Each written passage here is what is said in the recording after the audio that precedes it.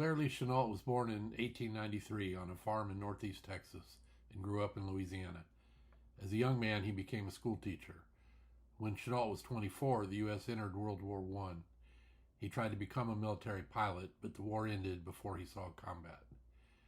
In the interwar years, Chennault joined the U.S. Army Air Corps and became one of its most colorful and controversial figures. He was a fierce advocate of fighter aircraft at a time when many American air leaders were obsessed with big bombers. Chennault believed that well-flown fighters, guided by good radios and radar, could defend cities and fleets from an air attack.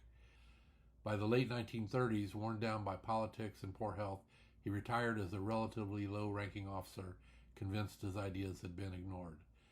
But his story was just getting started. Shortly after leaving the U.S. service, Chennault accepted an invitation to go to China as an aviation advisor to Chiang Kai-Shek's nationalist government, then already at war with Japan. There, Chennault found a nation under siege and an air force outmatched in both equipment and training. He began building an early warning network using radios, ground observers, and whatever resources he could scrape together.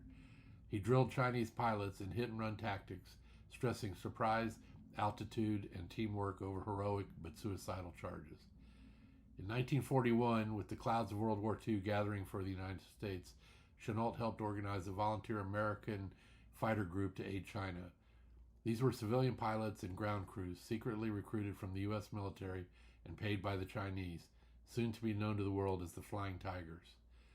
Flying shark-toothed P-40 Warhawk fighters, the Tigers used Chennault's tactics to ambush Japanese aircraft over China and Burma. In just a few months of combat, they destroyed far more enemy planes than they lost, boosting Chinese morale and capturing the imagination of the American public. After the U.S. entered the war, Chennault was brought back into the Army, promoted, and placed in command of the China Air Task Force and later the 14th Air Force. From rough airstrips carved into Chinese hillsides, his flyers escorted bombers, attacked Japanese supply lines, and kept pressure on the enemy in a theater that was always short of fuel, planes, and political support. Chennault clashed constantly with higher-ranking American commanders over strategy and resources, but he never stopped pushing for more help for China and for the kind of fighter-centered air war he believed in.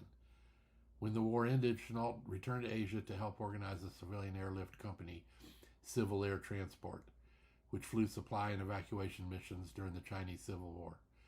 Claire Chennault died in 1958, having lived long enough to see the U.S. Air Force embrace much of what he had argued decades earlier, the central importance of fighter, radar, and flexible air defense.